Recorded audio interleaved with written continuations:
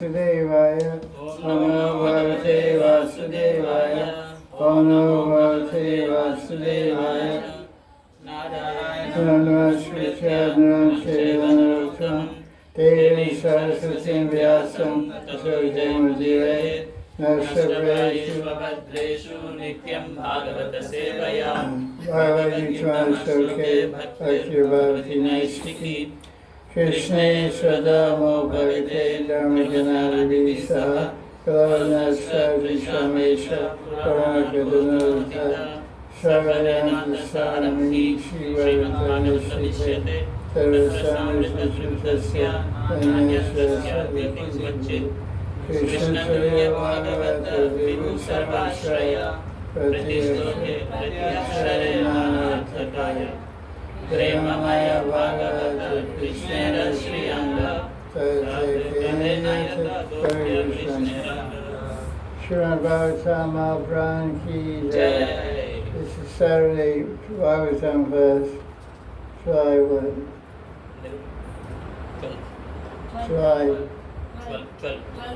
July 12th, 2022. Srimad Bhagavatam, 4th Canto, Chapter 29. Narada Muni, I think is, I guess, let's see, who's speaking here. This is the meaning of the story of King Puranjana.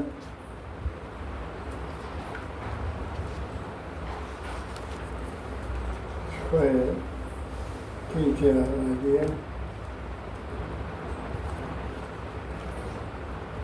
The meaning of the story of King Puranjana. The 29th chapter is the spiritual explanation of the allegory about King Puranjana was told to King Prachinabarisha. Who told him the story? Narada Muni. So, verse number 2, Narada Muni says, who is that King Puranjana? Puranjana represents the jiva who is manifested in a material body with 1, 2, 3, 4, 500 better legs. And there's rocks. Look at those rocks.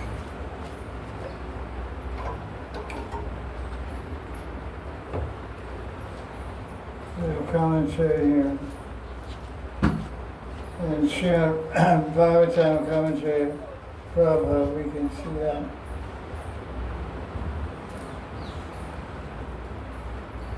Okay.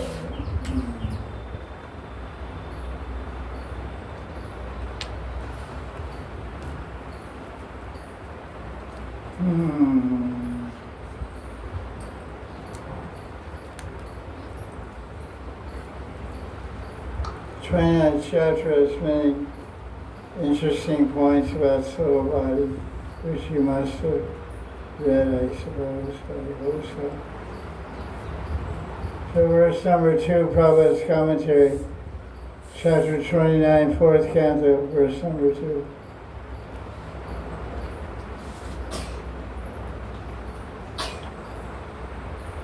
This verse Narada Muni describes how the spirit, the Jivatma, transmigrates from one type of body to another. In the verse adds the word ekpad, dopad, etc. Sometimes he had one leg. So what kind of living entity has one leg?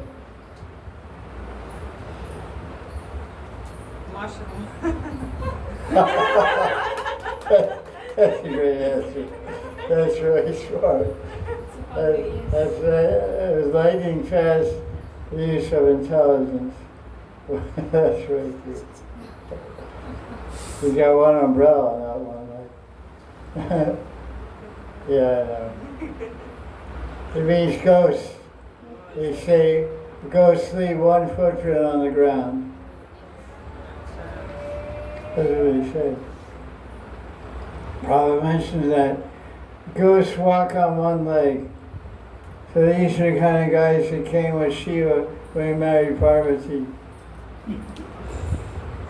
And Parvati's father, who is his father? Daksha. He wasn't too happy with the guys that came with Shiva. He was quite scared. Guys with one leg and one horn on their head and big fangs. Huh? No mouth. No mouth. One eye. She was there, I guess. She saw him. I missed that one. I didn't get the invitation at wedding.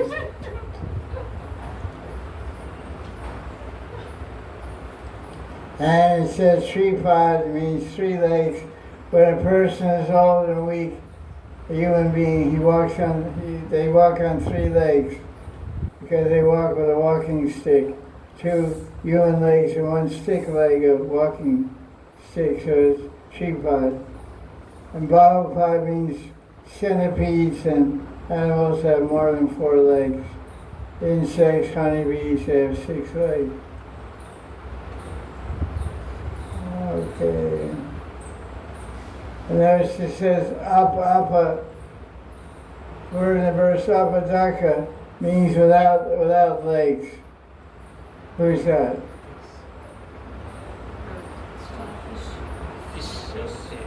Snakes. Fish don't have. Fish are no. There's fish. They're not food. So the mentality for enjoying the material world is accommodated by different types of bodies. That's the Prabhupada's point. So, verse number 3. In the story of King Puranjana, it says that King Puranjana had an unknown friend. The unknown friend is God, Paramatma, Vishnu, Krishna. So Prabhupada has a commentary on that also.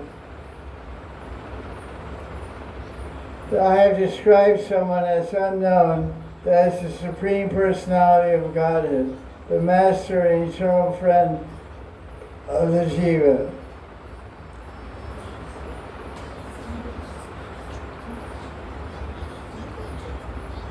Because Krishna is unknown to the conditioned souls, he is sometimes described in the Vedas as Nirakara, Avigyata, or Avan Manasagotra. In this verse, he's described as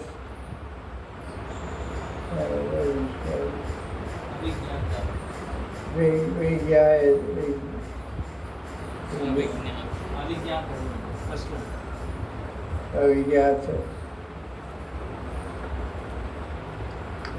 Unknown. Because it's a fact that Krishna can't be perceived with material senses. But when one is spiritually advanced, one can understand the name, form, qualities, and pastimes and paraphernalia of Krishna. Bhagavad Gita confirms the process of understanding Krishna. 18th chapter, 55th verse. Bhakti mama vijanati yavanyasya sintavata. One can understand in truth Krishna when one does bhakti sadhana. Ordinary persons engaged in karma, punya and papa karma, cannot understand the transcendental form and name and leelas of Krishna. The devotee, however, can know Krishna in many respects. The devotee knows that Krishna is, he knows his name is Krishna, he knows his house, he knows his address. So you know someone, you know their name, you know where they live, you know what they do, you know what they look like. Otherwise you don't really know very much about them. So we know the name of Krishna, we know his address, 108 Nanda Baba Marg Nandagram. So we can understand in truth Krishna by bhakti. I like that. We know the name, we know the address. That's really good.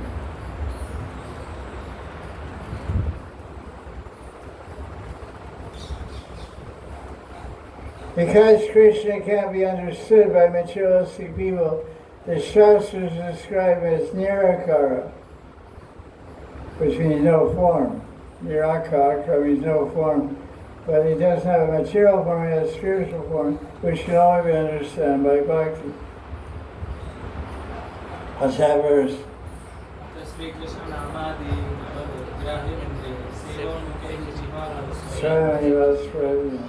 By Smriti, by revelation, one can perceive Krishna in his name and form and qualities and mirrors. Okay, that's nice. Okay, let's go on here. And verse 7. The mind is the leader of the 10 senses. So Prabhupada's commentary on this also. The mind is the center of all activities. In this verse, the mind is described as Brihad Balam, Mano, Vidya. Vidya means you should know. The mind is, Brihad means big time, very strong. What's that verse in 6th chapter of Gita? Chansa Himana Krishna.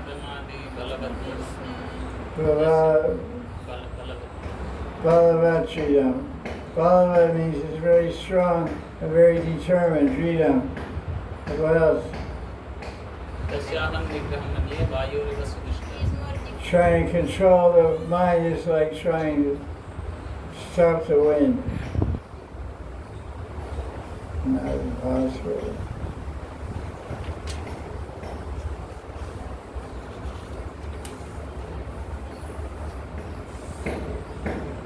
To get out of Maya, one has to control the mind. According to training, the mind is a friend or an enemy. Bandhu or Ari. Bandhu or Ari. Bandhu is friend, Ari is enemy.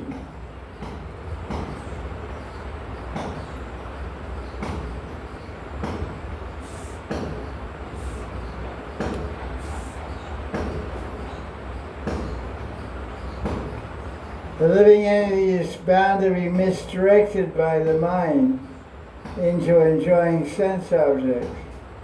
Ambarish Maharaj therefore first engaged his mind in thinking of Krishna. Savai Mani Krishna Padaravindayor. When the mind is meditating on the feet of Krishna, the senses are controlled. This is called yama, subduing the senses. One who can control the senses is called a Goswami. One who cannot control the mind is called Go Das. Go means Indriya. What does Govinda mean?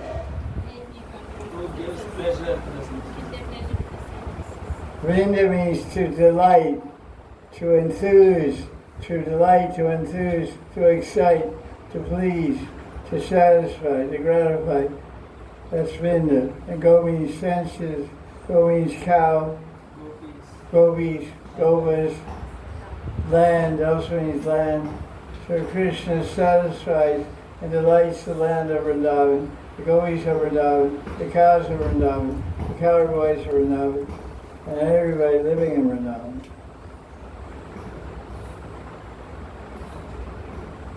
Okay, let's go on now. We're finding out all these guys, friends of the king. And it gets all kinds of description. verse number 17.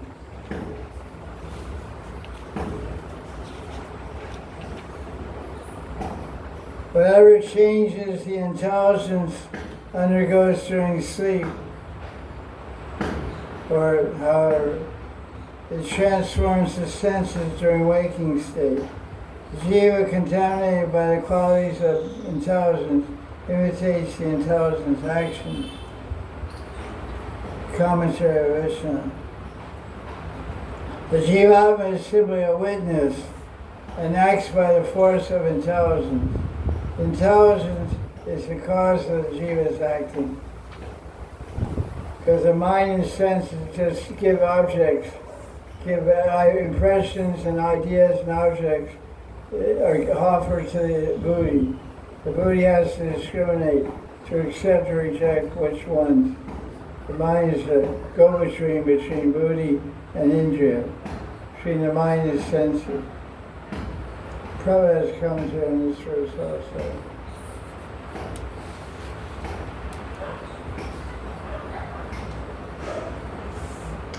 Formerly in the story of King Puranjana, it was explained that his queen of King Puranjana is his intelligence. While one is awake or asleep, the intelligence creates different situations. What's it called? Dreams. There's two kinds of dreams. What are they called?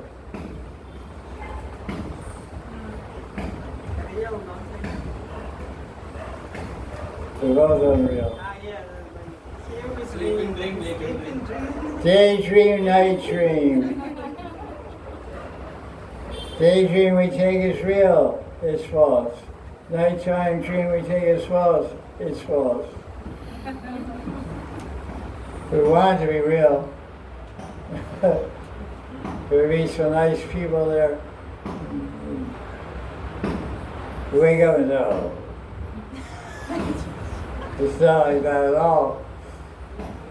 I'm stuck with this guy next to me, this girl next to me. That dream was so good.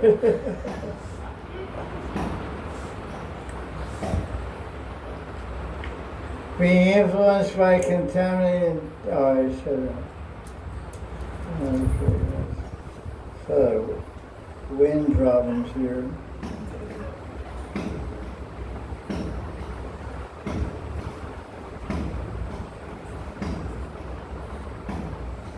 The queen is intelligence, the action of the dream and the waking state. But the intelligence is contaminated by three modes of nature. In the conditioned state, the living entity acts according to contaminated intelligence. Although he simply remains an observer, he nonetheless acts, being forced by a contaminated intelligence, which in reality is a passive agent. Okay, now about the chariot of the body and 10 horses, working senses, knowledge of growing senses. Text 22. The daughter of time is old age. People don't want to meet her.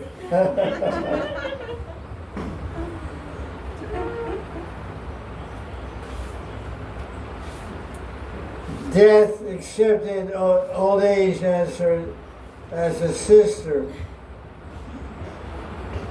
to destroy the human beings.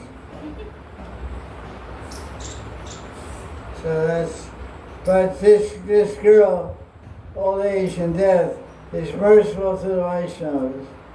By the order of Narada, old age helps the Vaishnavas cross over death. As a commentary of this one also.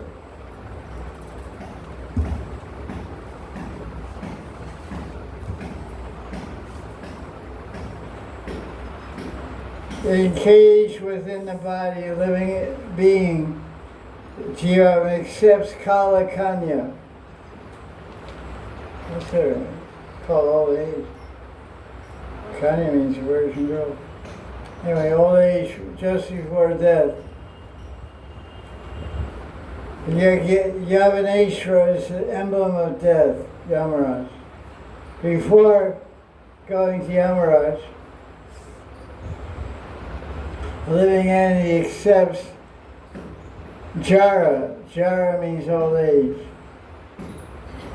The sister of Yamaraj. That is cool. So I'm living with my sister now. My brother just sent me a message about his son named David from one of his wives. I don't know which wife. He had 3 wives over time, not at once. And different kids spread out here and there. So this guy's grown up, he's a designer. So he made some design for something. And he said, my son is growing up and showing his talent. I said, very good, Jaira. He must have gotten his artistic talent from his father.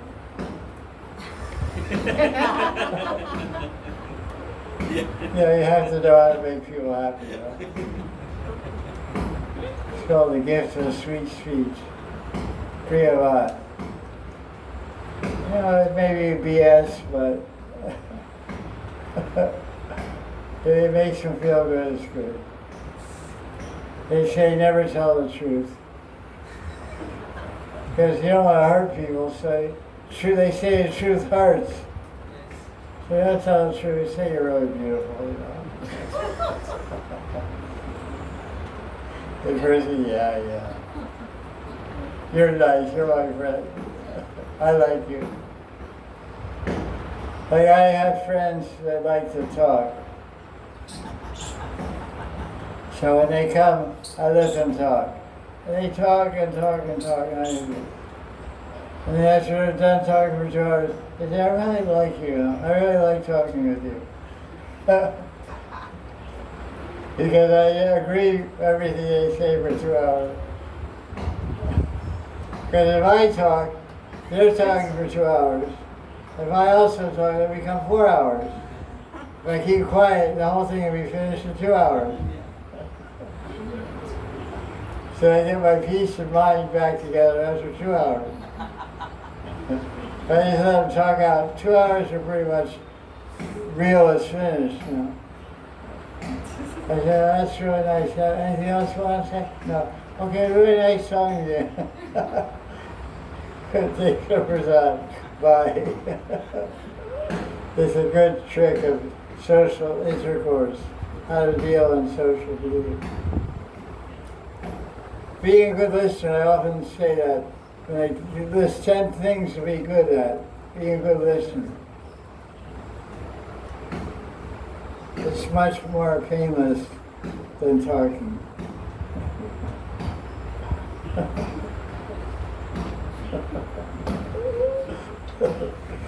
Okay, let's see, let's go on here. What else? And all kinds of things about one's nature. Verse 35. Though suffering does not really exist, samsara will never end. As long as we think there is such a thing as suffering. Just like when one's dreaming and suffering in a dream, he or she thinks it'll never end. I can remember dreaming when I was a kid and being attacked by an animal, because I grew up in the country, and there was cougars, like wild cats in the nearby place. Mountain cats, big cat, like a leopard. And so I used to dream of them chasing me. And I'm running in my dream. I say, I'm dreaming, but this guy's chasing me. I had to wake up. But I was running, but I was conscious I was dreaming, but I was also seeing a leopard running after me. I was scared. I said, I gotta get out of this dream, you know. And I come out. There's no leopard. I was dreaming. they get relief. So that's what he's saying.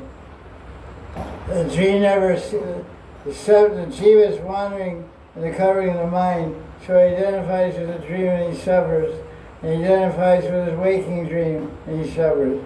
Because the jiva doesn't feel any suffering, no heat, no cold, no pain, no gain. Everything is equal for him. Because Atma is a particle of Brahman, it's a transcendental entity. Doesn't have any contact with the Maya at all. The only thing that contacts the material energy is the mind. The mind gets connected to the Atma because of the false identity. As soon as you identify with your Atma and not your mind and body, there's no more pain in your body, no more pain in your mind, no more pain of material life. There's illusion, suffering. Oh, I'm suffering. You're not suffering. You're the Atma. Your mind is identified with your senses. Your senses are connected to the body, which you aren't. So you're suffering. There's people, great yogis and stuff, they've had tooth fall out of their mouth without Novocaine.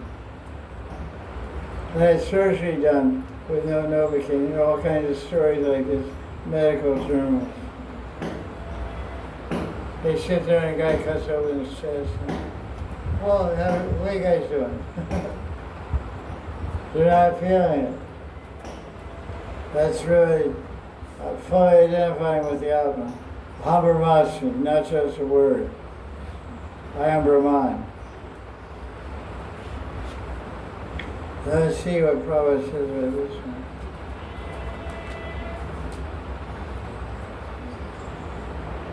I can't believe I can still read this book. The print font is size 4, you know, it's so small. But somehow, the sun controls the strength of the eyes. So there's a group of yogis, they do sun gazing in the morning for 45 minutes. After the sun rises, just after it comes above the horizon, looking at the sun without breaking, as long as you can, is very strengthening to the eyes. So I do that since a long time. For a few minutes. Usually they say you should stare at the rising sun till your eyes tear, so they water. They strengthen, because the eye, the devas of the eye is the sun planet. But we ignore the sun planet, so our eyes become weak. This print is really small. Sometimes we suffer because this is Prabhupada's translation and commentary on verse 35. I really like Prabhupada's books. I haven't really read them too much in the last 25 years, but now we started going through the Bhagavatam. I really appreciate them like anything. They're so well done. You can understand what's going on. And we're reading a very intelligent devotee's translation, and it's quite good, but it's so rough and it doesn't flow. You don't get the full clear picture. But probably because he's careful to be very exact, Bhagavatam. But Prabhupada's translation, they're called purported translation.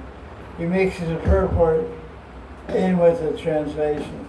So a lot of times when you look at the translation, you can't find a Sanskrit word in the verse to support that translation.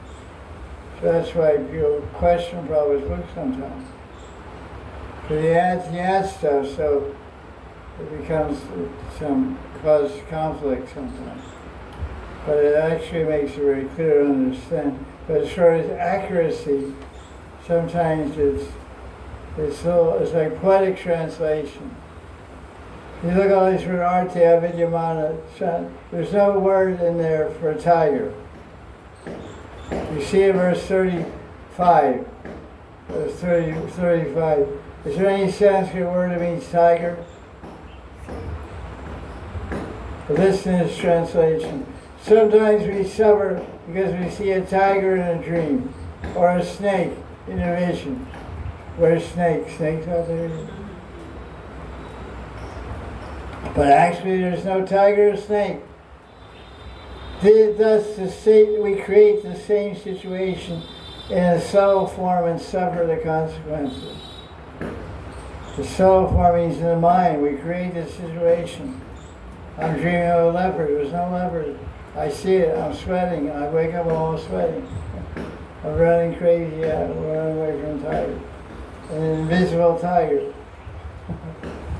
So our experience, the daydream, is also invisible. But we make it visible because we attach ourselves to it. It has nothing to do with us. These sufferings cannot be stopped until we awaken from our dream. As stated in Vedas, living entity is always separated from two kinds of material body, the subtle and gross. Subtle is called Lingashara, and gross is called Stulashara. S-T-H-U-L-A. All our sufferings are due to material bodies. Krishna tells in Gita, this is a great commentary, Matra Sparshas Shidosa Sukadukada Agama Payama Nisha Transitisa Sabhavata. The non-permanent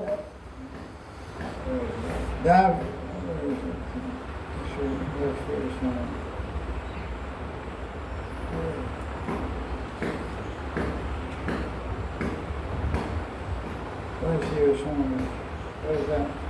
You see it? Yeah. Oh, that's right.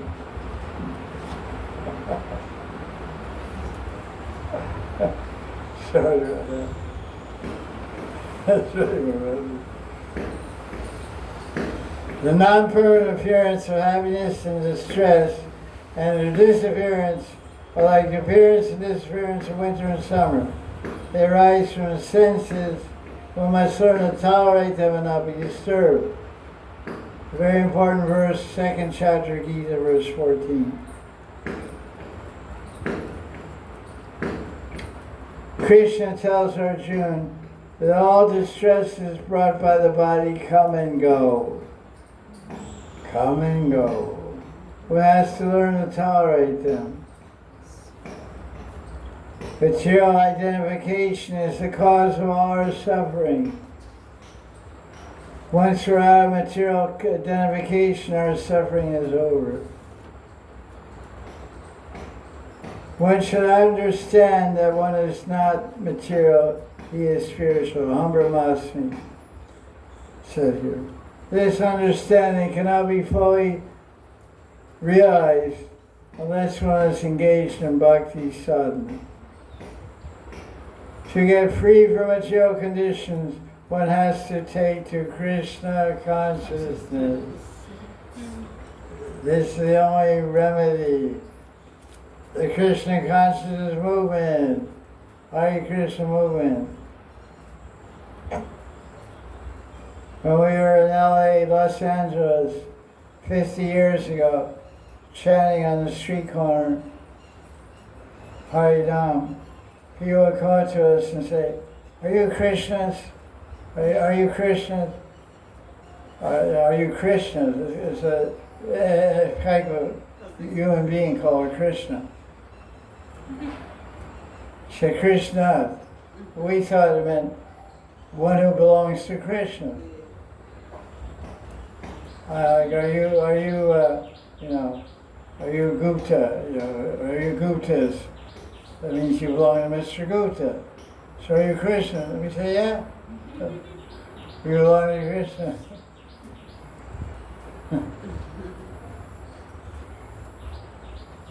We're trying to belong to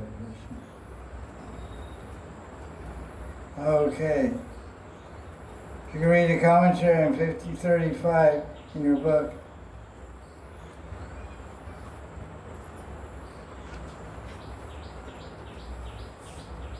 It's a very interesting way the dream works. When it said, I like this phrase Krishna says, false objects in a dream give suffering to the jiva who is moving about with the mind.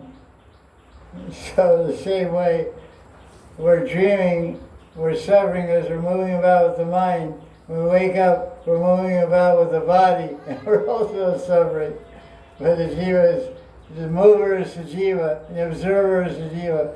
He's moving and observing in the mind, and he's dreaming and suffering. He's moving and observing in the body, and he's also suffering. So you have to wake up. What is that phrase for waking up? Jeev jago, jeev jago. Gora chandra bole, kota nidra jao maya, pishachira kole. You're being cut by the witch of Maya. Wake up, Jiva.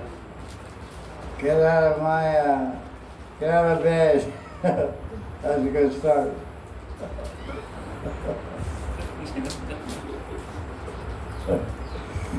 Verse 36 and 37.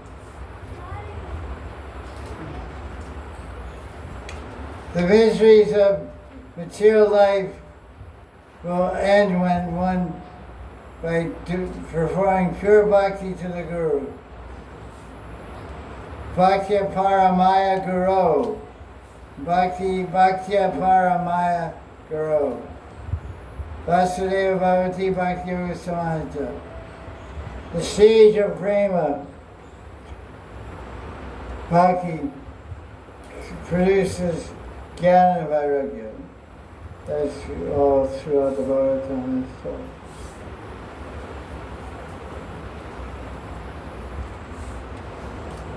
Okay, 36.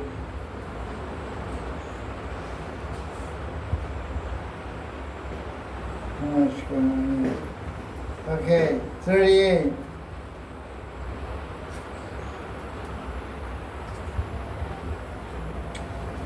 Shrimritam Shraddha Danasya. Read that Sanskrit, 38.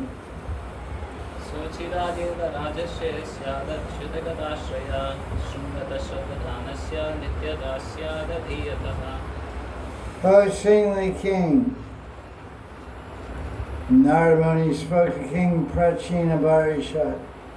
One who hears and studies with faith very soon attains Bhakti Yoga by in shelter of Harikatha to attain prema.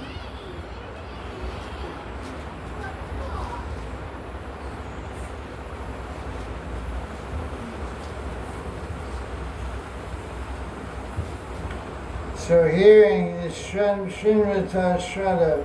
Hearing means hearing, chanting, remembering Krishna with faith. Shraddha. They say that Shraddha, I read this reading Bhakti Sandarbha this morning, that Shraddha means complete trust in the truth of the Shastra. I thought that's really interesting. Shraddha actually means complete trust in the truth of the Shastra. The Shastra is not lying. The Shastra is not false. The Shastra is the absolute truth and perfect in all times and places. It doesn't need to be changed, doesn't need to be modified. Prabhupada's translation of 38 commentary. One who is faithful, always hearing the glories of Krishna, always engaged in Krishna consciousness, and hearing about Krishna's activities, very soon becomes eligible to see Krishna face to face. Now, where is that in the verse? It's not there. But this is what we call Bhavanavad. Bhavanavad. It's anavad, it's talk full of Bhav. It's called Anavad. We say Mayavad means to talk of Maya, writing about Maya. Bhavanavad means talks or writings that are full of Bhav. So because Prabhupada's a Bhava Bhakta, Prema Bhakta, when he translates the Bhagavatam, he's seeing the intention of Narada Muni. He's seeing the intention and he's seeing between the lines. We say, read between the lines. There's the literal meaning, there's intended meaning. There's a word-for-word Sanskrit meaning, than the intended meaning, than the implied meaning. There's different shades and types of meaning that are reversed, especially transcendental bliss. So Prabhupada is a very interesting thing. Because the verse is saying, Nityadasa Dhyata Achyutakata Ashraya, taking shelter Ashraya of Achyutakata, of infallible Gata. Because the Gata about Krishna is Krishna.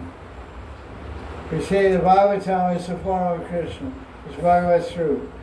First canto is Krishna's feet, second, third canto is Krishna's legs, third canto is Krishna's waist. It's all described in Skanda Puran. Different cantos represent the body of Krishna. So when you're hearing Harikatha, you're taking shelter of Achyuta Gata. It says Achyuta Gata Ashraya. You're taking shelter of hearing Harikatha. That's, what is that called? That's called Bhakti Anga. And reading and studying is called Shravanam. Hearing means reading. So any form, any level of bhakti, you can attain prema. When you attain prema, what happens? You see Krishna face to face. Premanjana charita bhakti vilochanena. Right? Premanjana charita bhakti vilochanena. When we get prema, our eyes have prema, then we can see Krishna. So that prema bhakti. So that's what Prabhupada's quite correct. He said, you take shelter of the Achyuta Gata, and you'll see, you become eligible to see Krishna face to face.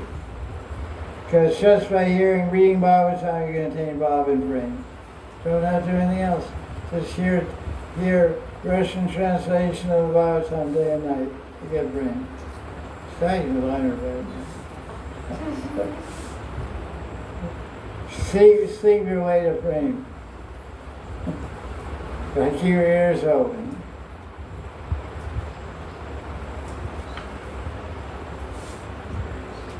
Prabhupada's commentary. Constant engagement in the transcendental service of Vasudeva means constantly hearing the glories of Krishna. The principles of Bhakti Yoga, Shodam Kirtan Vishnu Smaram Padasedam, Arsanam Vandam Dasyam Sakam Navedam, are the only means by which perfection can be attained, simply by hearing the glories of Krishna when it's elevated to a transcendental position. That's good news. Okay, verse 39 and 40. Read the Sanskrit. Yatra bhagavata rajam sadhavo vishadashaya bhagavad gunani. Hey, Gopal.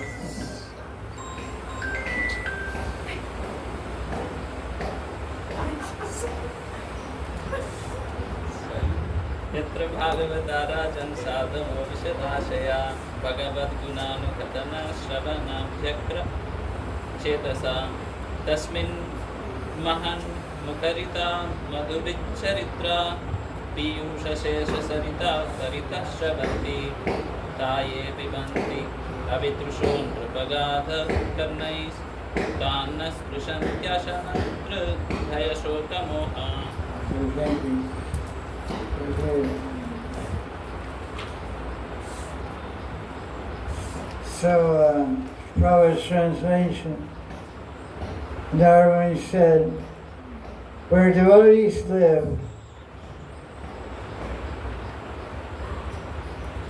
and thus purely conscious and engaged with great eagerness in hearing and chanting about Krishna, in that place, if one gets a chance to hear the flow of nectar, one will forget about hunger and thirst, become free from all kinds of fear, lamentation, and illusion.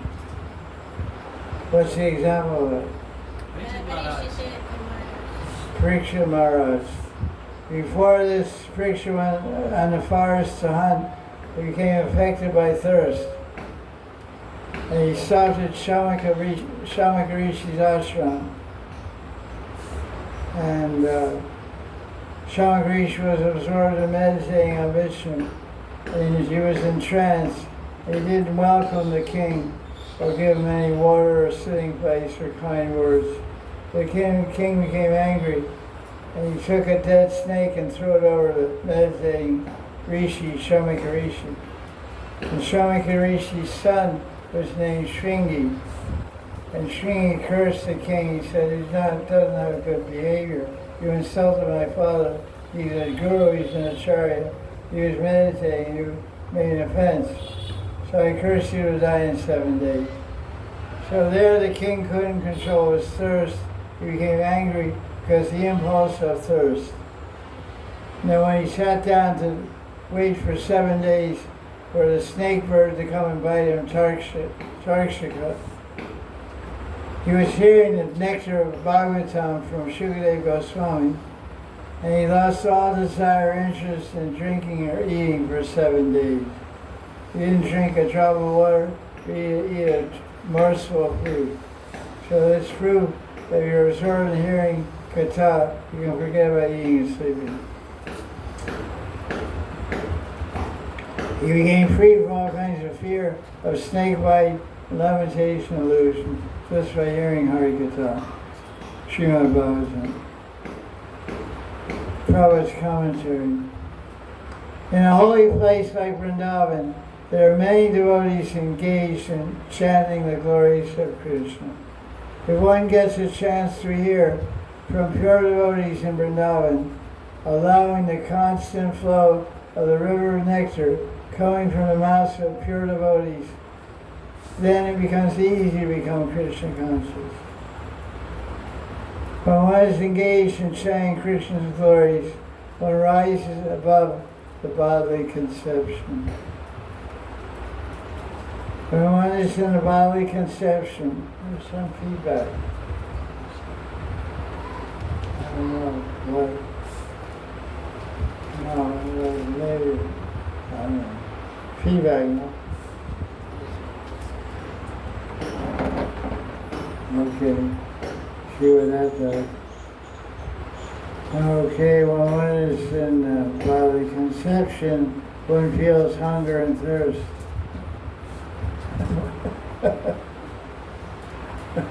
That's everybody. Lamentation, fear. But when one is hearing and chanting Krishna Katha, transcends the bodily conception. This phrase in this verse, Bhagavad Gunana Katan Shravana Vyagra Chetasa, means to always be eager to go to that place where Hari Katha is being chanted. A devotee means one is always eager to hear from the lips of liberated devotees. As soon as one hears Krishna's glories, one becomes full of Krishna bhakti. Okay, that's good.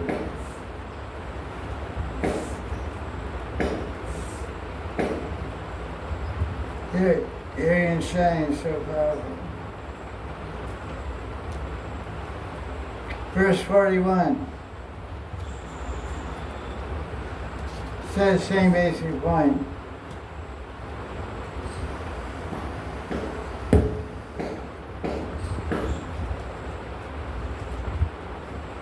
Those who are always hungry and thirsty and fearful and then full of lamentation and illusion can never develop traction for Hari Katha. So, control your senses. Rupa Goswami tells that next instruction when he said, Dasha Vega Masakura Vegam Jiva Vega Vasura. Control, control, control. You guys are out of control.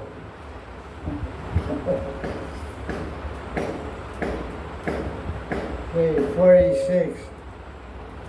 Okay. 46, read the Sanskrit.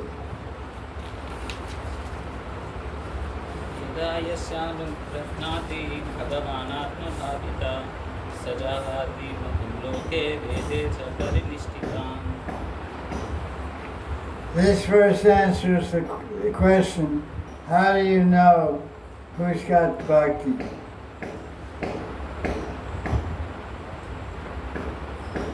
If someone has bhakti, he doesn't get involved with material affairs.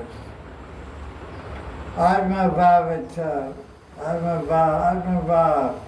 See the first line, Bhagavan Atma Bhavita. The Atma is full of love and attachment and bhakti for Krishna. This means devotee. The devotee prays in his mind on behalf of the conditioned souls. O Krishna, please accept this person and deliver them from samsara. When Krishna is merciful, one will give up thinking of mundane affairs. So that's our prayer for our friends in Maya. And we hope our friends are praying for us also. Well, I have a friend in Vrindavan, he's a devotee, but I think he's in Maya. Krishna, please deliver him from Maya.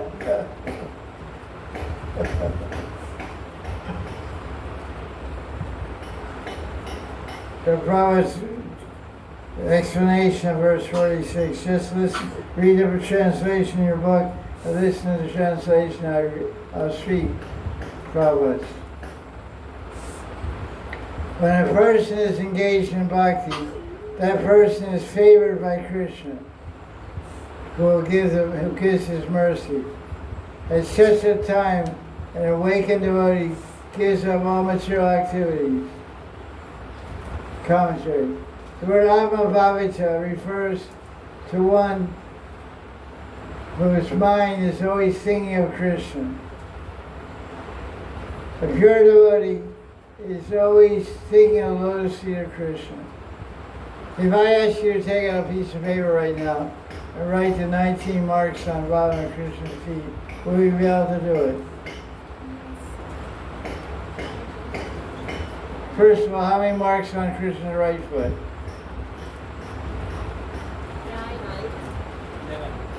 11. How many marks on his left foot? How many marks on Radharani's right foot? 8. How many on his left foot? 11. So let's go.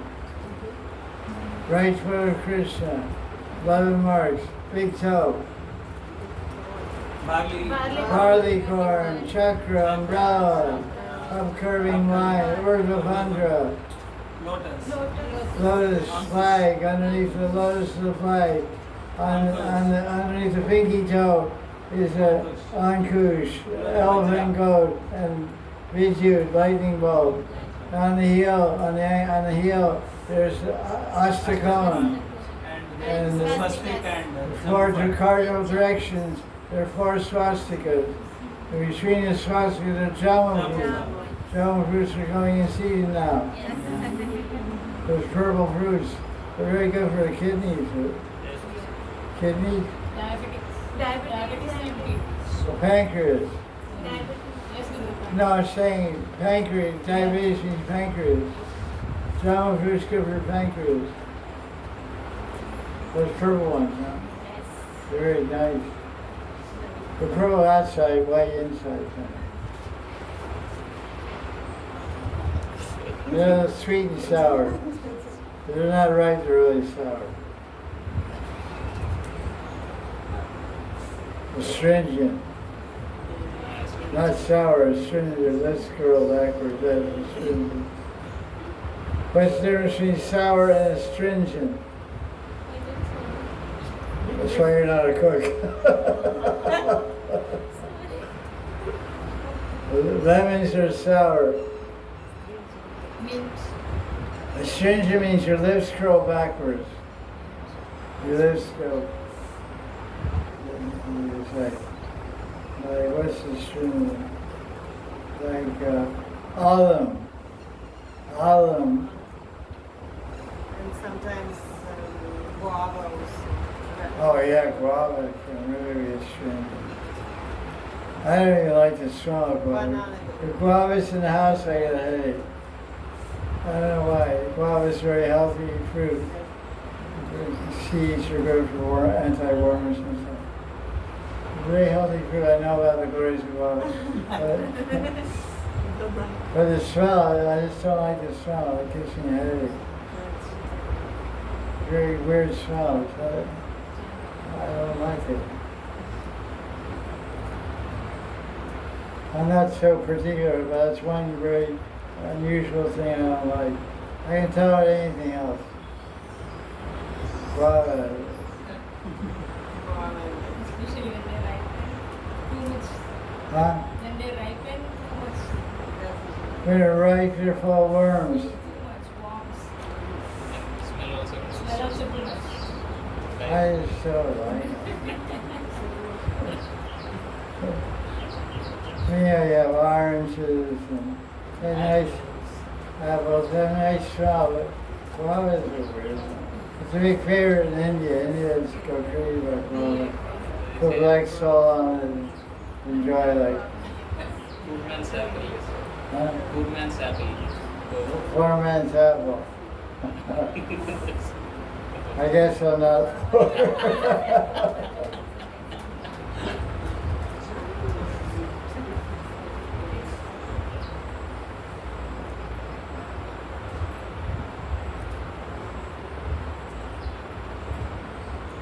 I really like how Brahma's take how his commentary. I really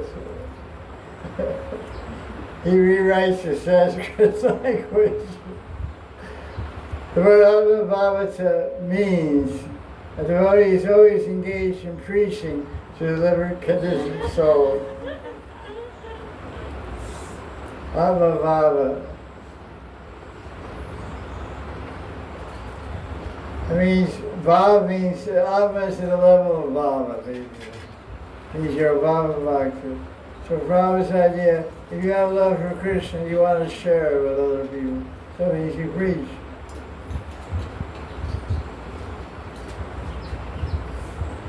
So then he says, he gives an example of Atma Bhava Bhaktas. He said the six Goswamis, Nana Shastra Vicharana Kirivana, Saddharma Samsavaka, Logadami Dekana Shrivana, Anavashrana. The six Goswamis, he said, a pure devotee of Krishna is always thinking of how fallen conditioned souls can be delivered.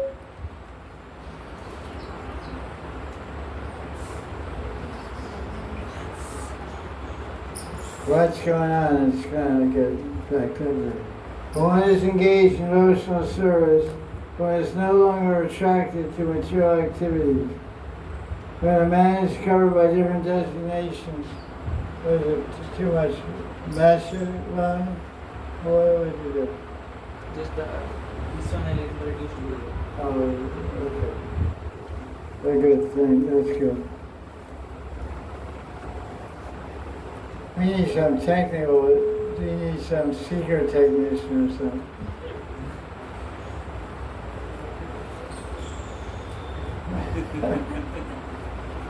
Actually, this microphone isn't very high quality.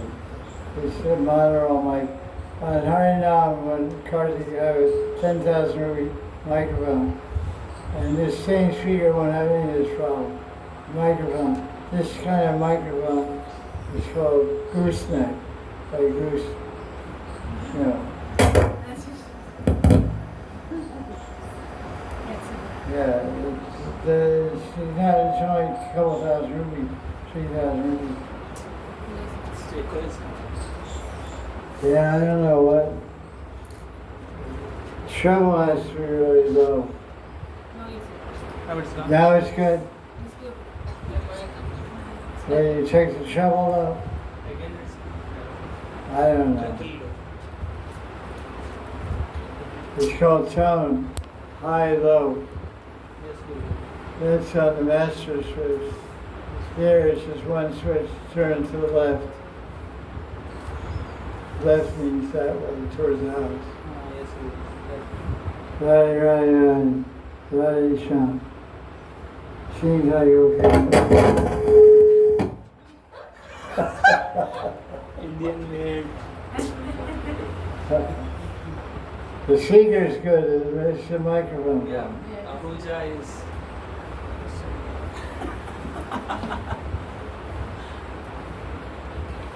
Okay, where do we go from here? To reach the point of no return. Wherever you are, that's where you are. That's how my brother signs all his letters. I sign always with love. He signs, wherever you are, that's where you are.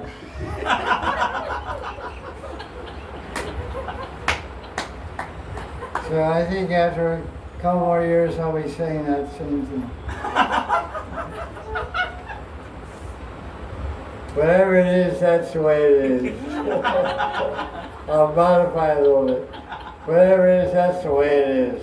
Echo, no echo. Feedback, no feedback. Just don't worry about it. Don't identify with a dream. It's only a dream. Look at page, verse 64, page 570.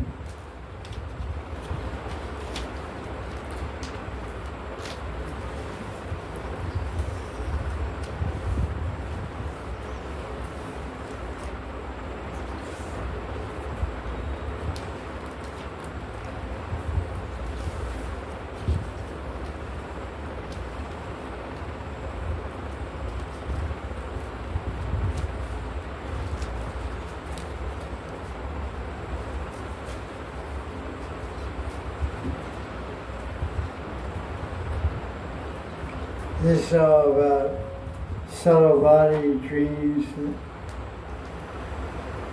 etc. Sometimes one experiences objects in the mind which have never been experienced, seen, or heard in this life. They have particular forms and varieties.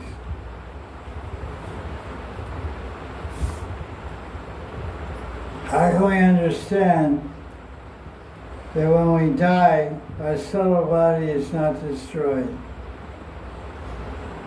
The proof is that now in this body, when we dream, we have experience of things we've never seen. Like I'm flying in the sky.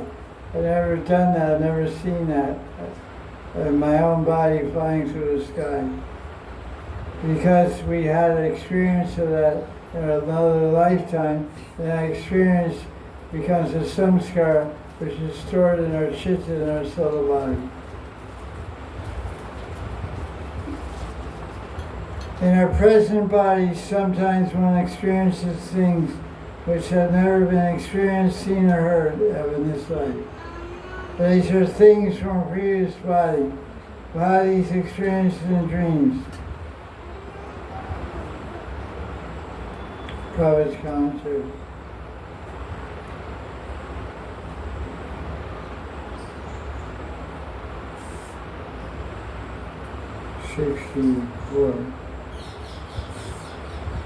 In dreams, we sometimes see things that we never experienced in the present body.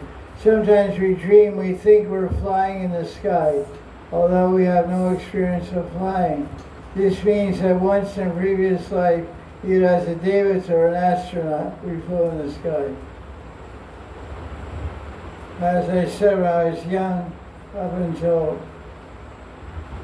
I don't know, maybe 20 years ago, I used to have dreams all the time flying in the sky and seeing amazing sights, amazing mountains and rivers, like heavenly type. So maybe it was from a lifetime I was in the heavenly planets. I had mystic power of a yogi. I was traveling in the sky. Because it has nothing to do with this life. That means once in a, he said, the impression is there in the mind, and suddenly it expresses itself. A nice analogy. It's just like mud, leaves fall into a lake, and they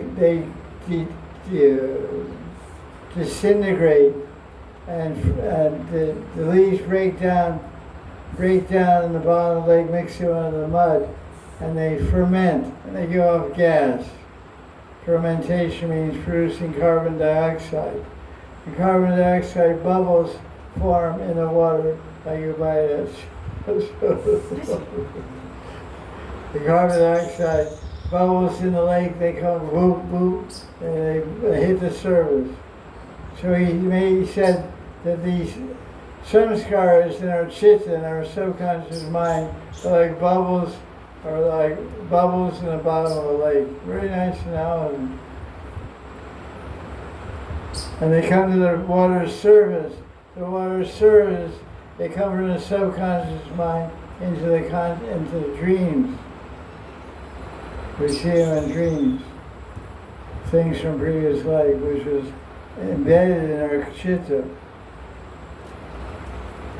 So sometimes we dream of coming to a place we have never known or experienced in this lifetime. But this is to prove that in a past life we experienced it. This impression is kept within the mind and sometimes it can manifest either in dream or in thought. The conclusion is that the mind is a storehouse of various thoughts and experiences undergone during our past lives.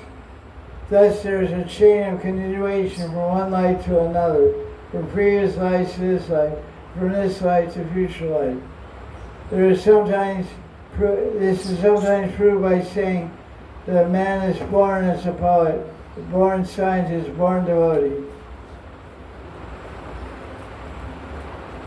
They have a phrase in French called déjà vu.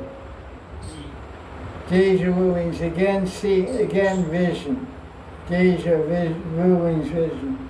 Again seeing. So you go to a place and you go, oh, I've been here before. I feel I've been here. When I first came to India in 1977, I went to Babaji, West Bengal, then I went to Jaipur. I thought, oh, it's nice, it feels nice, friendly. But then when I came to Vrindavan, I felt, this is my home. And then when I came to Radhika, I said, this is really my home. I felt directly connected here. And just so much moved by the vibration and the sight of Radhika, and I've made a prayer to Radharani that I want to spend my life here someday. And it came to pass. So even if our attempt to be Krishna conscious is not complete in this life, our Krishna consciousness will continue in the next life. This is confirmed in Bhagavad Gita, chapter 6, verse 41. Prabhya punya krita lokan ushitva shashvati sama shushinam shimatam ge hey yoga brashta vijaya te. A fallen yogi, one who falls down from the practice of yoga, gets born in a religious family or wealthy family. These two gentlemen here were born in a very religious family. It says, Shrimatam, Shushinam Shrimatam Gehe. Shrimatam means blessings of Lakshmi Devi. Means someone who's born in a wealthy family. I was born in a very wealthy family. Got a big property, all foreign cars, Jaguars, Aston Martins, Mercedes. These are the kind of cars we had. And my mother, my brother, my father, we had 4 or 5 cars in our house, and 18 acres of property. We had money.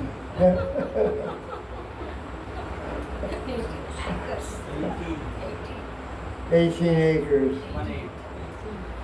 1/8. Just 600 yards. With a river rolling through it. Stream was the river. It was like about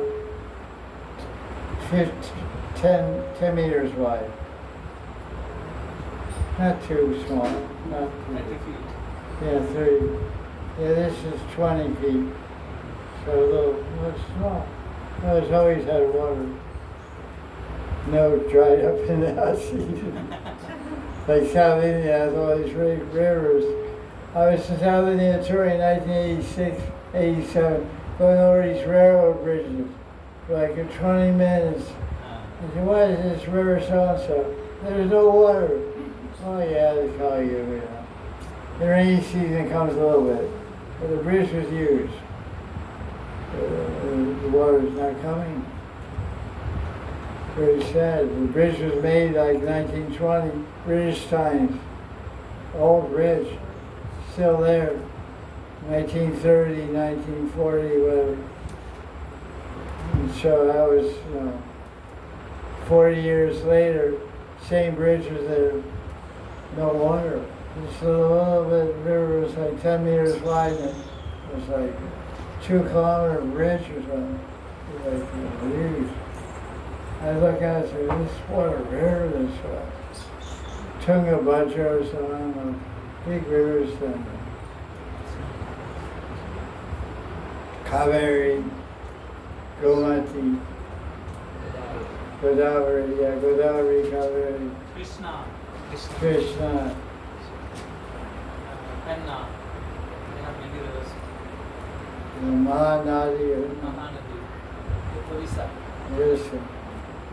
That's a big river. I saw that's a huge river even now. Very big. Orissa, word Orissa comes from Odia. Odia means water. There are a lot of lakes. Every property has a small lake. Yeah, Orissa means the state of lakes. Odia.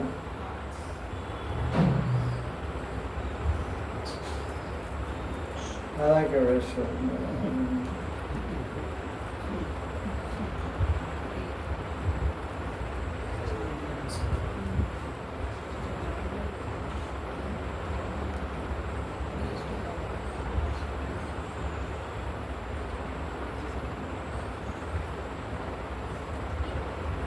Commentary by Vishnada 64.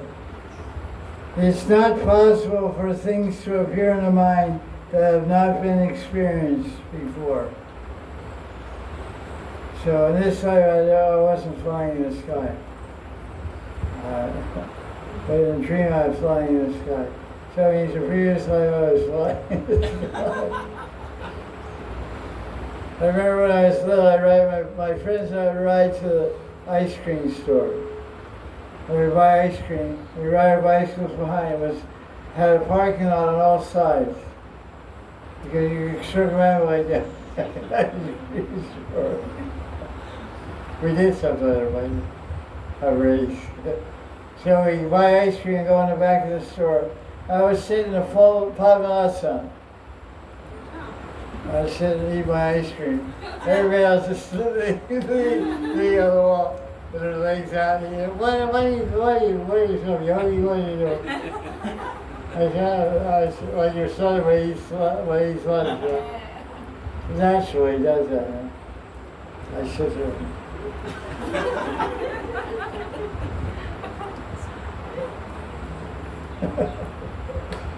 Many things, funny things like that. So we're carrying our mind, our reality is in our mind. So we carry our reality with us. It's like a suitcase you never leave. Every time you're shopping, I'm shopping, I take my favorite suitcase. There's all stickers on the side. Switzerland, Germany, France. Yeah. Every country I've been to, I put a sticker, a country sticker on the side.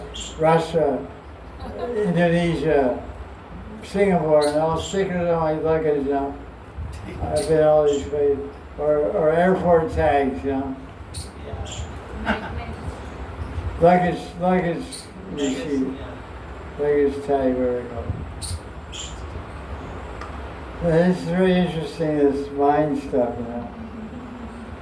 Chato, Tarpon, Mars, We got a lot of stuff to clear out. Got a lot of junk.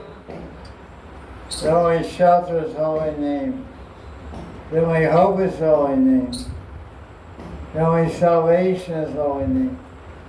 The only Savior is holy name.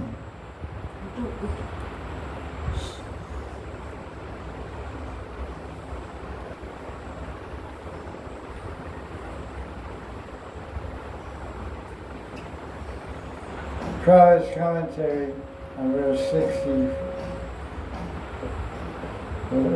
His figures, imagine. I think the wind has something to do with it also. The constant fanning.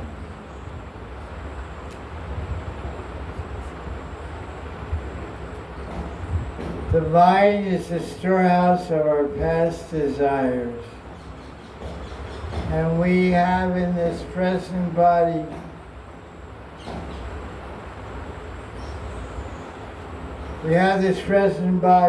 due to our past desires. So you got a woman's body because you wanted it. Which means in your last life you were a man attached to a woman. And you got a man's body means you're a woman. So don't get too puffed up. You're a man's body, you're a woman in the last life attached to your husband.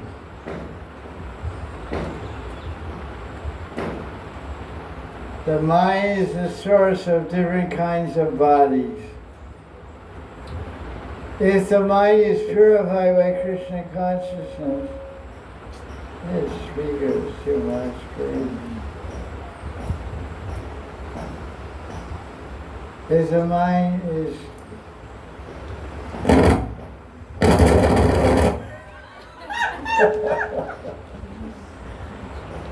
if the mind is purified by Krishna consciousness,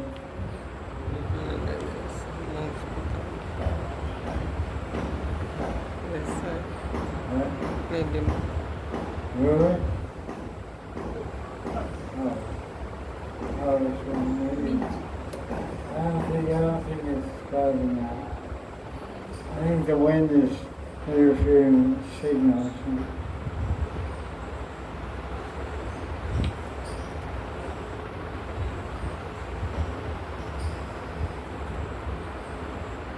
Whatever we desire in the present body will be experienced in a future body. Thus the mind is the source of different kinds of body. A mind purified by Krishna consciousness will naturally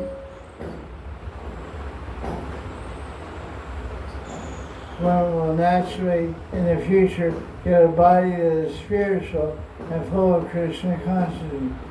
Such a body is our original form. As Lord Chaitanya said, every living entity is a servant of Krishna.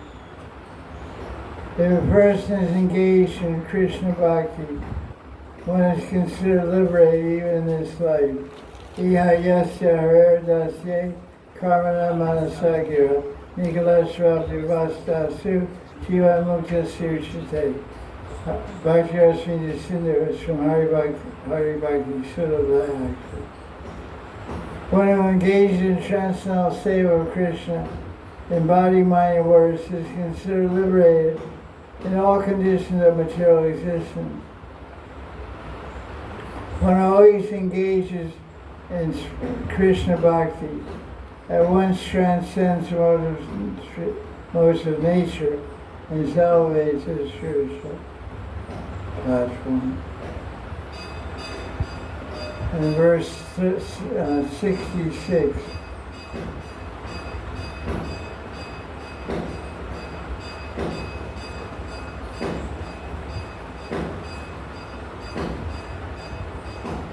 Vishnu says,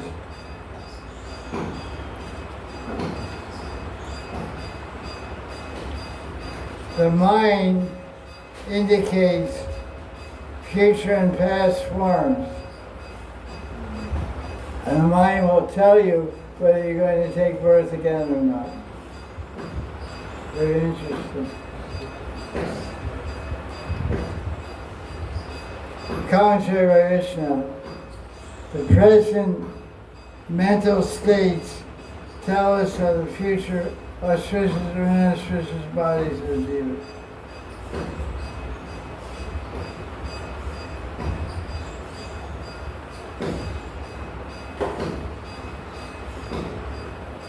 other words, in this life,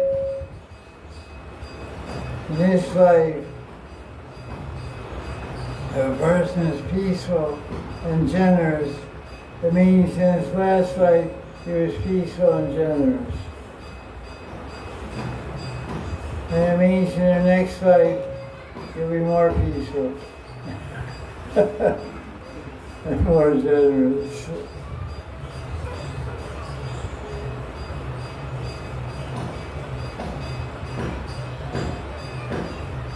By seeing your own knowledge and renunciation in the present body,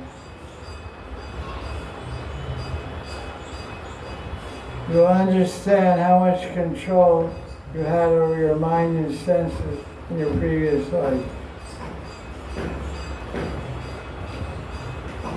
and whether or not you'll be born again in the future. The mind indicates all of this. The same mind always stays in the subtle body birth after birth.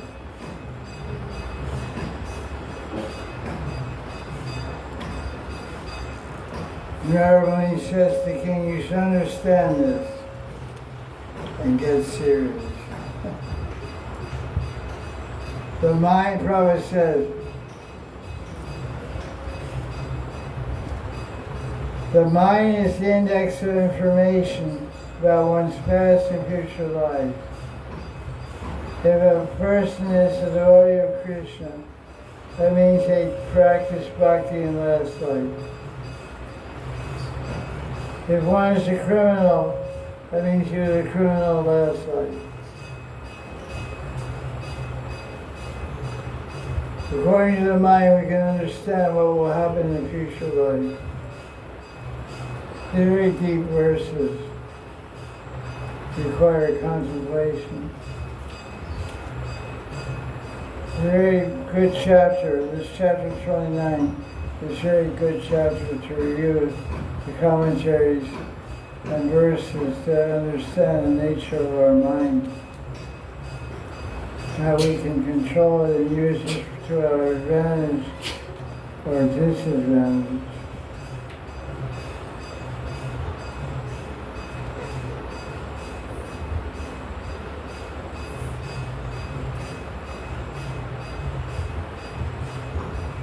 The conclusion is, Prabhupada said, one should be without mental desire. Anyavilashi shunya jnana karmadyanavritam. The best course for a human being is to serve Krishna.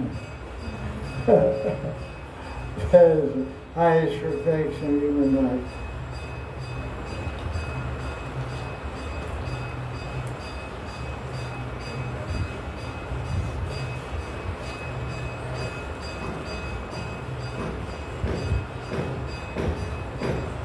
Dreams are amazing. Verse 68.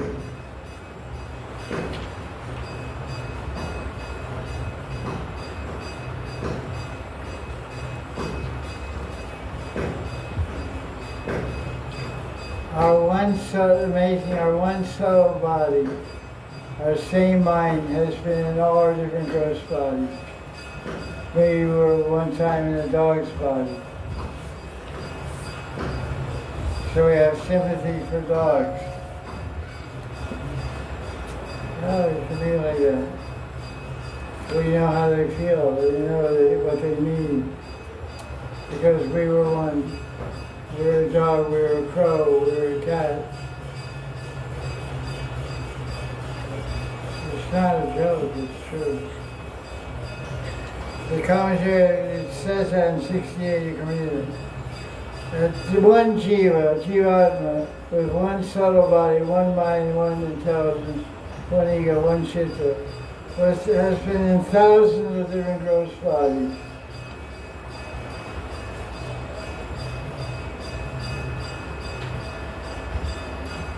We've been birds, we've been trees, we've been...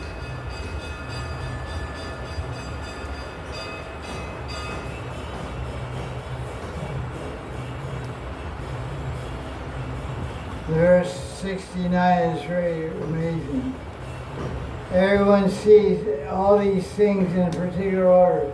Sometimes one observes everything simultaneously.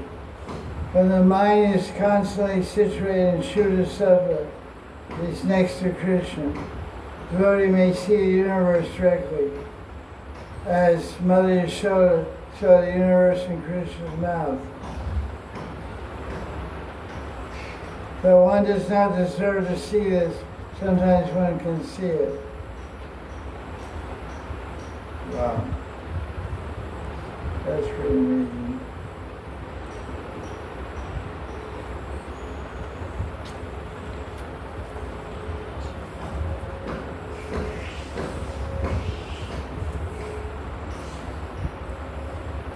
Prabhupada's commentary on 68.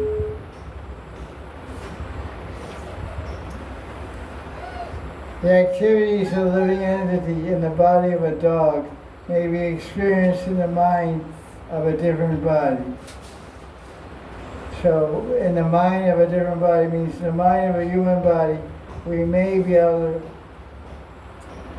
to understand the activities of a jiva in a dog's body.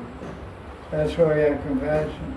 Some people take care of dogs, have dog shelters, and they go out of their way to serve and take care of dogs.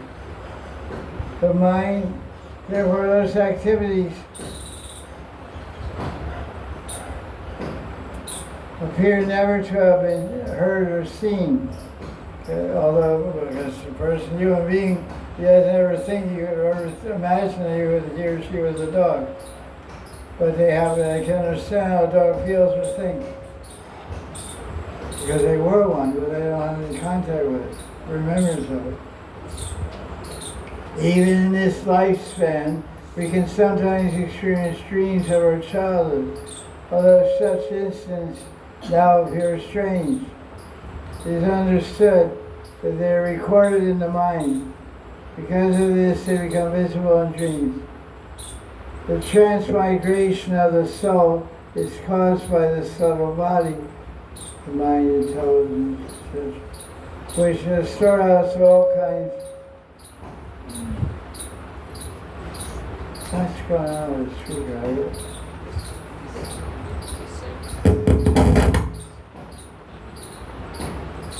I don't know. Okay, let's see.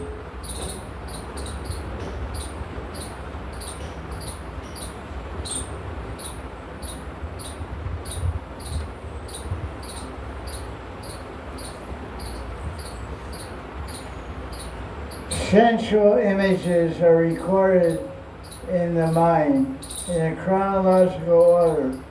They become manifest one after another.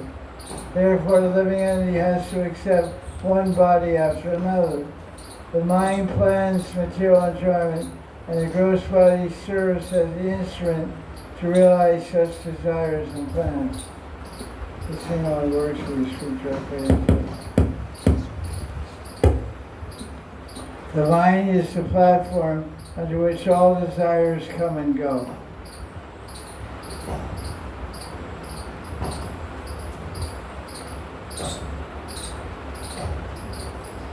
Verse 71.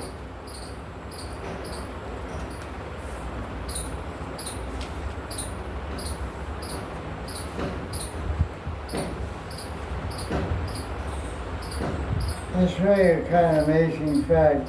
Our mind stays with us like rest of life. Not speculation. Okay. Makes sense also.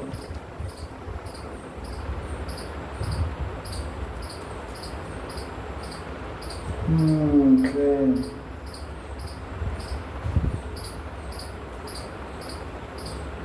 All desires on the mental platform become visible one after another. Hard to say.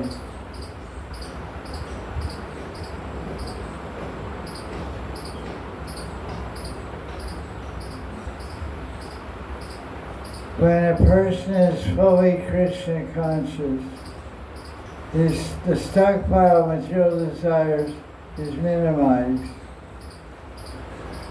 Desires no longer fructify in the form of gross material bodies. That's a very interesting point. How Krishna's mercy works with a devotee. Listen to this point. When a person absorbs in Krishna consciousness, the whole stockpile of material desires in our mind is minimized. The stockpile of desires become visible on the mental platform by the grace of Krishna. What does that mean? That means sometimes you see dreams, and in a dream you have an opportunity to act as a devotee or act as a non-devotee. You have a dream, and in a dream there's a bunch of friends are drinking alcohol, and someone offers you a drink, and you drink it. That means you reinforce the desire to drink. But in a dream, if you say, no, I'm a Hare Krishna devotee, I don't drink. If your identity is firmly rooted, you'll experience it. Because this is confirming that Krishna helps the devotee purify his mind in dreams. So he doesn't have to experience sins on the external platform. Because anything done with the material body, you get reaction for it. But anything to do with your mind, there's no reaction for it in Kali Yuga. Except you continually dwell on some Maya, eventually you get attached to that and act on that level. But the superficial fleeting thought of Maya doesn't make a samskara. But this, for the devotee, many times the material desires are enacted on the subtle platform. And if he or she responds in a devotional way, then that's removed. So Krishna helps the devotee diminish the stock of material desires and dreams. So we not only can become pure Chaitanya Dharma Marjan, or conscious, also are dreaming by the principle of Sankalpa Vikalpa, accepting and rejecting. When you accept a desire, you created the seed for another desire. Because accepting desire and acting on desire begins in the mind. So when you reject, then it comes to the body. But when that desire comes to the mind and rejects in the mind, it doesn't come to the body. That's what Prabhupada is saying. It's a very nice point.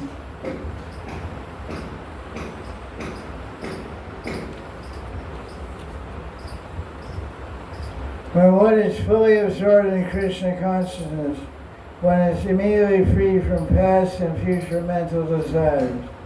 Then by the grace of Krishna, everything becomes manifest within the mind. And he's a spiritual world. Vishnacharya gives the example of Prabhupada's quoting Vishwanath Conscious. Cites the example of Mother Yashoda seeing the universe in Krishna's mouth. That's pretty cool. Similarly, a Krishna conscious person can see all of their dormant desires at one time and finish all future transmigration. This facility is especially given to a devotee to make the path clear to go back to Godhead. Do you hear what I said? We have 10,000 desires in our mind, just for example. Usually this happens before you die. I heard described years ago by one sannyasi that it's like a film reel. That what happens at the time when you're coming down, coming from your mind, will come all your boyfriends, all your girlfriends, anybody you had any emotional attachment to from the time of birth in this life.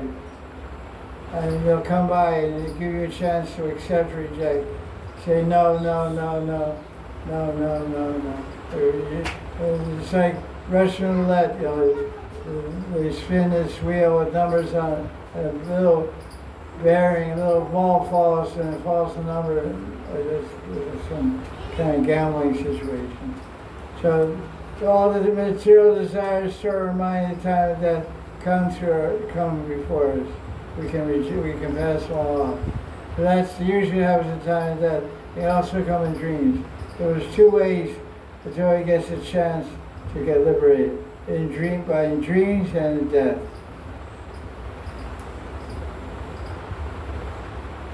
This is a very important chapter.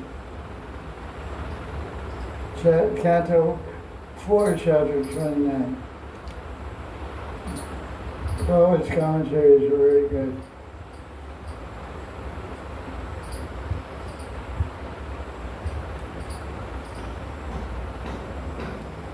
A Krishna conscious person can see all their dormant, stored desires at one time and finish all future rebirths. This facility is specially given to a devotee to help them go to the spiritual world. It's the ultimate test. When you die, your husband will come for your kid, your mother.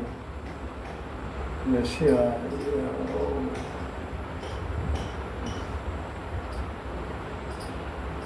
why we see things not experienced in this life is explained here.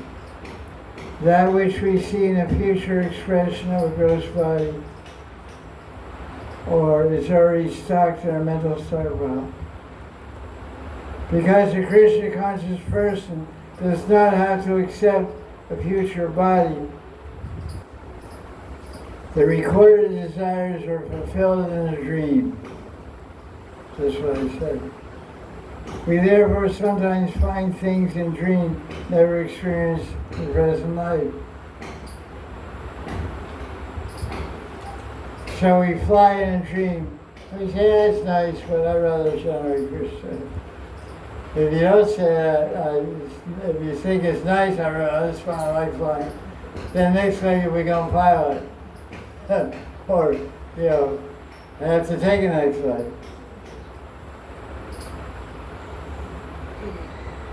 The consciousness of material identification, such as I and mine, continues because such consciousness has been existing from time immemorial. However, one transfers to the spiritual world by understanding Krishna consciousness. The action and reactions of the subtle body and gross body no longer affect the spirit soul. Amen.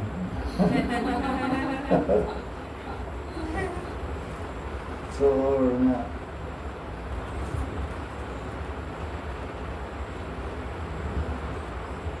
Foolish people deny the existence of the soul, but it is a fact that when we sleep we forget the identity of the material body.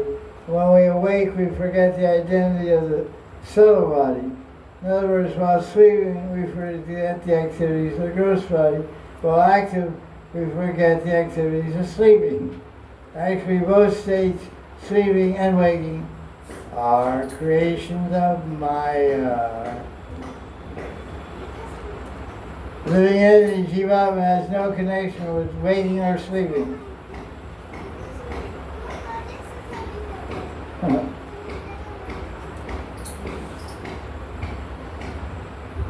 Verse 73.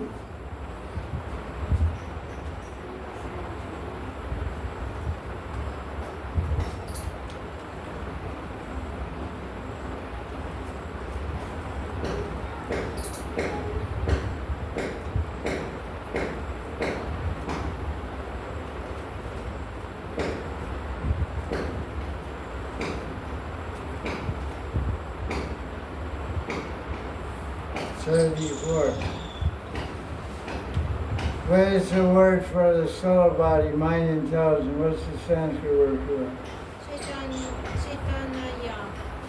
In verse 74.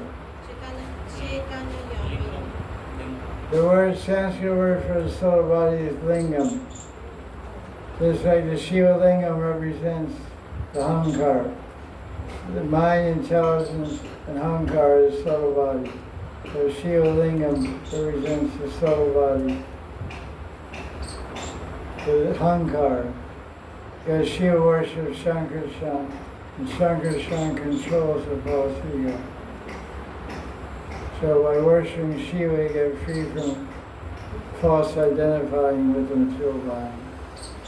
Identify as Shiva's soul. That's Shiva's greatest gift.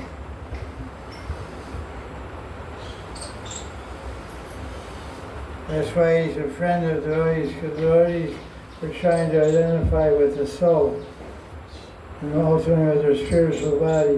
And Shiva is very merciful to help that happen very fast.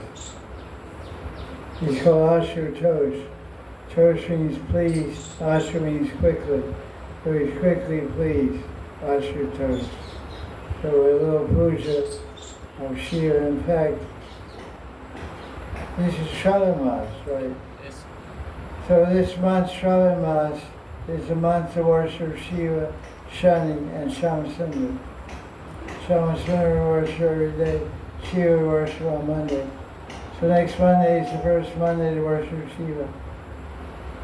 And this Saturday, or today, is the first day to worship Shani.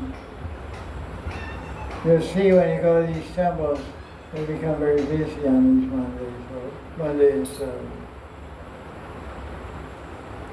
I remember many years, every Saturday in Shravan I would go to Narada Kund and worship Shani Day. And there's so many people there. You go some other day, nobody's there. So it's an important day. Okay, let's see what else. What time is it? 5:50. 5:50, I feel like 5:50. Okay, 76.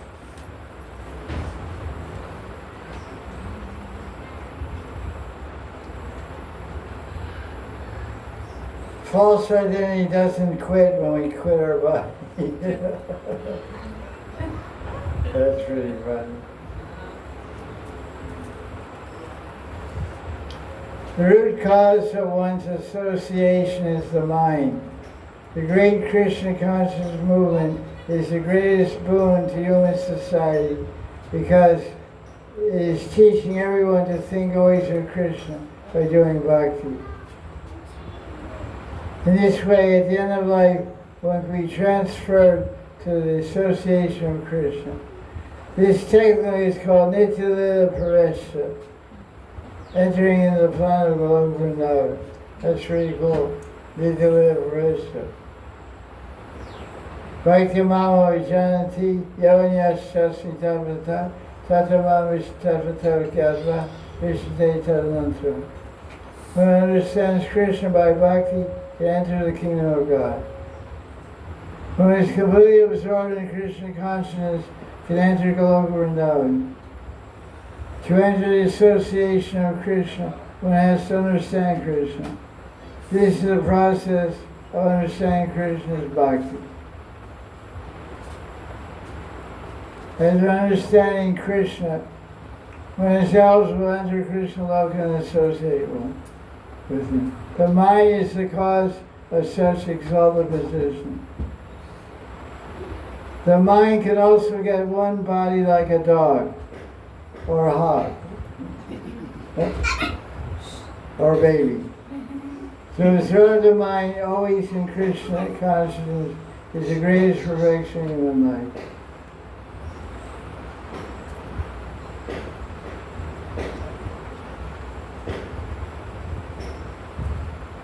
While in this subtle body, we create many plans to enjoy sense gratification. These plans are recorded in the spool of one's mind as a bija, root, seed of karma.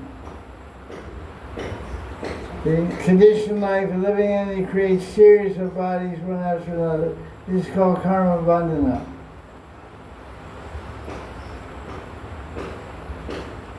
thinking, feeling, and willing.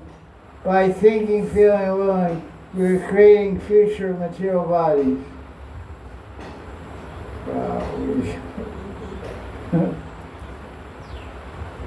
We should devote all our time to serving Krishna. This way, one can attain relief from material activities. Wow.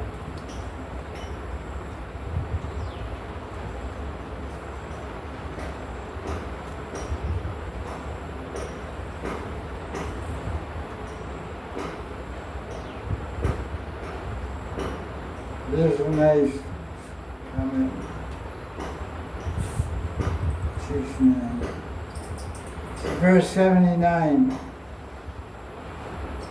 You should see Krishna everywhere. Verse 80. When we engage ourselves in Krishna Bhakti, become Krishna conscious, we understand not only Krishna, but everything related to Krishna. We understand the universe, we understand our identity, we understand everything is created by Krishna, maintained by Krishna, and absorbed into Krishna. We are part and parcel of Krishna. Everything is under Krishna control. Therefore, our only duty is surrender to Krishna and serve him with love. It's so nice. It's so simple. We make it hard, but it's not. We make it sound like it's really hard, but it's really easy. Krishna, everything is Krishna. We're part of Krishna, we should serve him and love him and go to him, thus. Prabhupada would speak like this, then he would say, what is the difficulty? What is the difficulty? You got some problem? No problem. Just now coming. Verse 82, 83. Okay, verse 82. Read Sanskrit. तत्रैकाग्रमनाधीरो गोविन्दचरणाम्बुजं विमुक्तसङ्गो न भजन् भक्त्या तत्साम्यतां मनात्.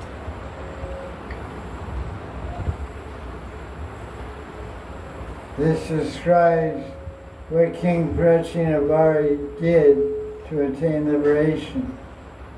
He went to live in ashram of Kapila Dev. That speaker is too crazy. There's constant feedback. You have to speak because you see in Hari Katha when people are speaking Hari Katha, like when Rico Swami has two of these mics. They're like down here and speaking, no problem. Maybe I speak too close. Maybe I should keep it further away and turn up the volume. Let's try that.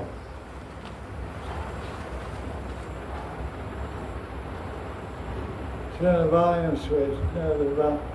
Jai Radhe. No, turn it down.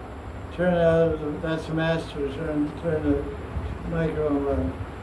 Jai Radhe. The spiritual body never mixes with the material elements. Although the conditioned life, the living entity is surrounded by material elements, the soul is always aloof from them. In other words, the living entity jiva can be liberated from material life at any moment, provided one wishes to do so. The material environment is called Maya. So then he gives a benediction to anyone who hears this chapter, verse 83. And who hears about this chapter gets liberation.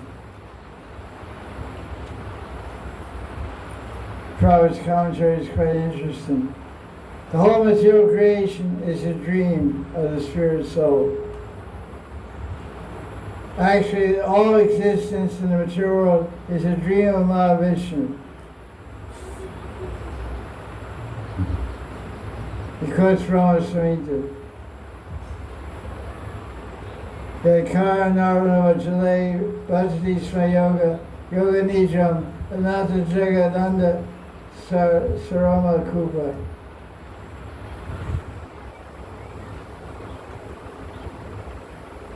Vishnu has put the living entities in this dreamlike material creation.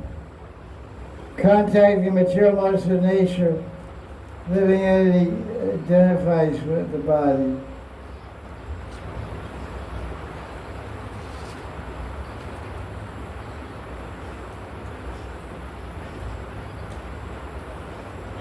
So in text 85,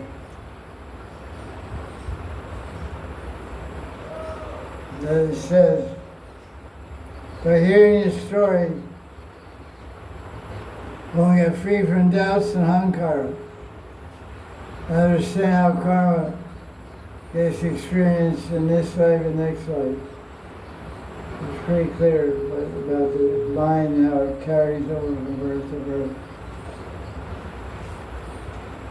If one understands the purpose of this allegory, one will certainly be relieved from bodily conception. It will clearly understand life after death. Although one may not understand what transmigration of the soul is, one can fully understand it by studying this narration.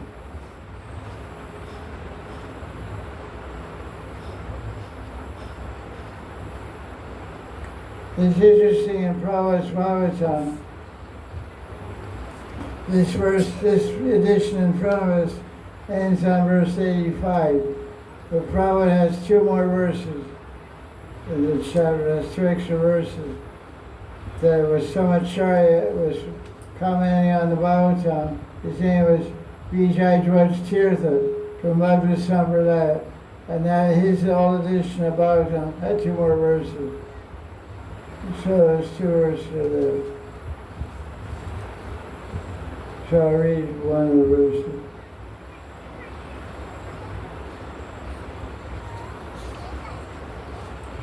The last verse of this chapter, according to this commentator's edition, if someone is developed in Krishna consciousness and showing mercy to others,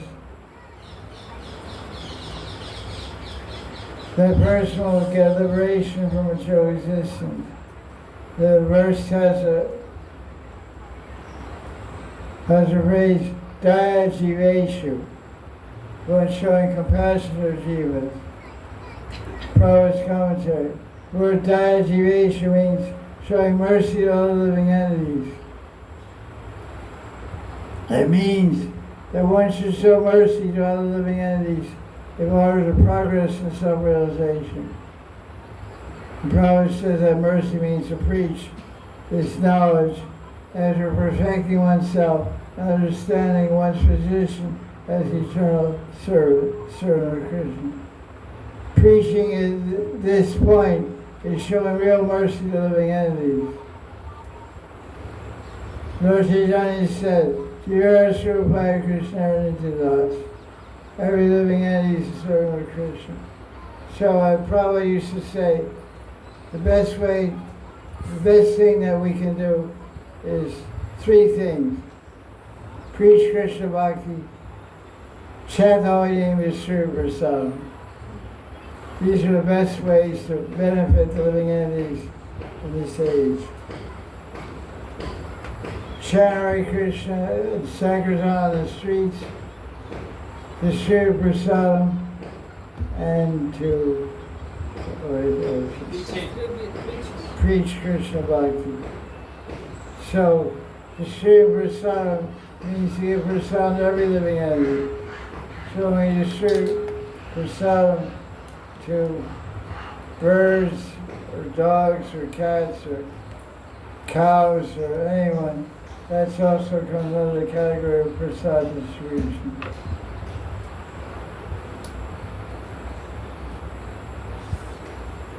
You see that in Mayapur they have a big trash dump where they put all the old leaf cups, leaf plates, prasad.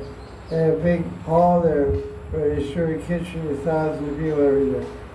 And there's hundreds of cows in the garbage dump. They're all getting prasad. It's not very good because it's remnants of devotees. You shouldn't feed them. One thing to always make a mistake, if they can't eat or finish their prasad, they take it out and give it to a cow. That's a big aparat to the cow. The cow should be given the first prasad. You go over prasad Chaturthi, then you give a leaf cup with all the stuff that you offer to the cow. Then you give it to your ancestors or Brahmins or whatever. That's the system. When you're cooking, the first roti you make should go to the cow. It's the old way. Indian way. You do that? Last photo. Not too many people do it. Some people, your parents' generation did it. They used to have cows and animals at their home. They used to have all animals of their own, made it quite easy. In Delhi, there used to be cows wandering the street. They rounded them all up. Now there's no cows on the street in Delhi anymore. They used to have the traffic lights everywhere. They rounded up all the cows in Delhi. There's no cows there. But even in old days, they would go out, people would go feed a cow. But so the idea is that distribute prasad to any living entity you can find. And then just like we have a bird feeder, we feed bird seed. So I throw some Jagadmal rice in there. Sometimes the birds eat the Jagadmal rice. I put charmrita in the squirrel water. The squirrels are eating charmrita. Birds also. Monkey? Water filled. Water. Where's Maharaj? He's outside again. Okay, next week read chapter 30, 31, 32. Jai, 30, 31. That's the end of the book. Very good.